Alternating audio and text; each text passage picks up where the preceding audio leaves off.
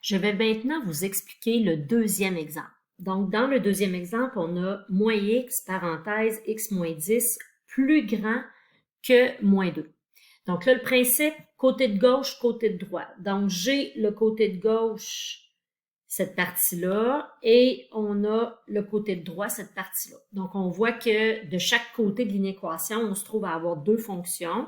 Donc, ma fonction en bleu, par exemple, je l'appelle g de x, je vais dire g de x égale moins x, x moins 10. Et ma deuxième partie, je vais l'appeler f de x, qui va être égale à moins 2. Donc, première des choses, il faut tracer les deux fonctions. Donc, si on veut tracer les deux fonctions, ça veut dire que je peux commencer par f de x égale moins 2. C'est la plus facile selon moi. Donc, c'est une droite horizontale qui va passer par moins 2. Et la partie bleue, elle, c'est soit une droite ou une parabole. Donc là, on doit se questionner à savoir c'est quelle allure ça a, cette affaire-là. Donc, la première chose, c'est de voir qu'on a du x à la 2 si on distribue le x dans la parenthèse. Donc, si on a du x à la 2, ça veut dire qu'on a une parabole. Donc, si on a une parabole, on a trois types d'équations. Canonique, générale, factorisée. Donc ici, si j'ajoute une petite parenthèse comme ça, vous allez peut-être mieux la voir. Donc, on voit qu'on a la forme factorisée. Donc, la forme factorisée nous donne nos zéros. Donc, ça veut dire que tout de suite, j'ai mes zéros. J'ai un zéro qui est à 0 et j'ai un zéro qui est à 10. N'oubliez pas qu'on change les signes pour avoir nos deux zéros.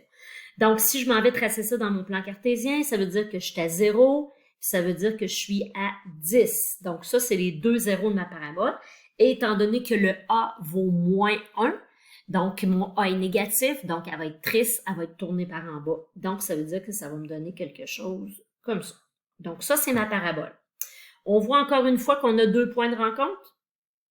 Donc, si on a deux points de rencontre, il va falloir qu'on les trouve.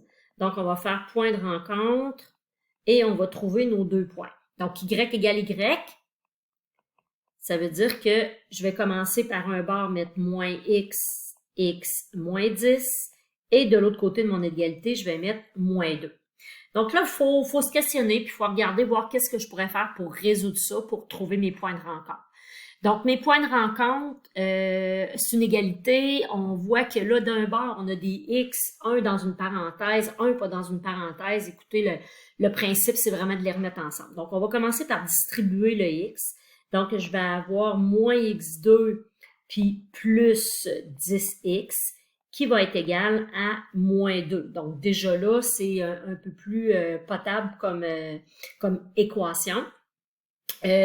On a du x à la 2 avec du x à la 1, donc c'est sûr qu'il faut mettre ça égal à 0. Donc, on va faire plus 2 des deux côtés, donc je vais avoir moins x2 plus 10x plus 2 qui est égal à 0. Donc, à partir de maintenant, vous avez le choix, factorisation ou formule quadratique. Rapidement, ici, on voit que la facto ne marcherait pas parce qu'un produit somme ne pourrait pas fonctionner. Ce n'est pas un trinôme carré parfait. Bref, on va y aller avec la formule quadratique pour être en mesure de trouver nos deux valeurs. Je ne ferai pas la formule quadratique au complet. Ça, je pense que vous savez comment la faire. Je vais vous donner tout de suite les deux valeurs que ça devrait vous donner. Donc, on devrait trouver un x à moins 0,20, 0,2, 0,20, peu importe, et l'autre 0 à 10,20. Donc, on a nos deux valeurs. Si on regarde sur notre dessin, ça a bien du bon sens. Ici, je suis à moins 0,20 et ici à 10,20. Donc, on voit que ça a du bon sens avec le dessin. Donc, maintenant, on va donner notre réponse.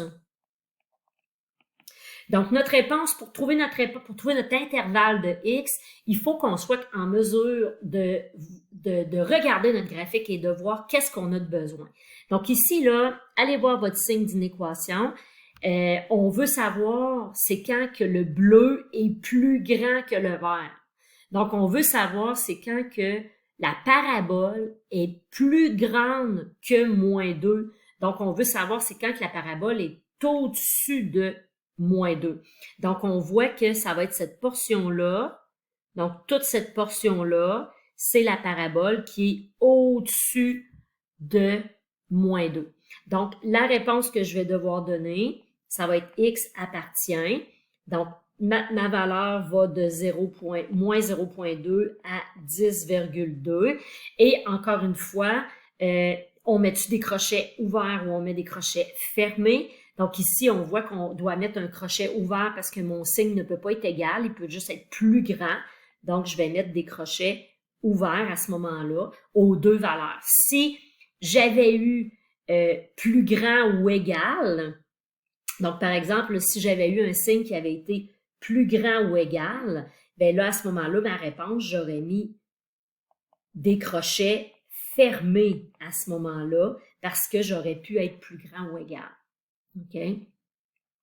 Peut-être une petite précision, là, on aurait pu avoir une situation, mettons que j'efface cette portion-là, on aurait pu avoir une situation où qu'on aurait été chercher cette portion-là avec cette portion-là, OK?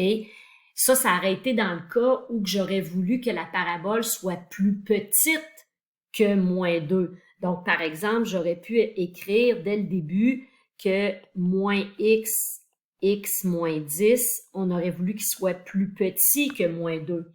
OK? À ce moment-là, ben, j'aurais eu ça comme réponse. OK?